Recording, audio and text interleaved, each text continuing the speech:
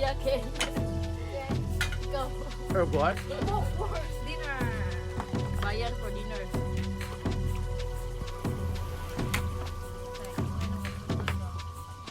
Just always da. She is so beautiful. My God.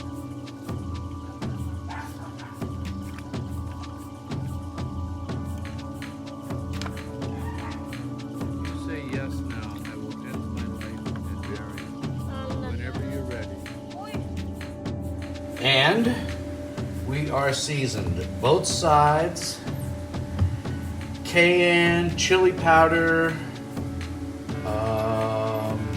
salt, pepper, black ground pepper, chili powder, and the vinegar.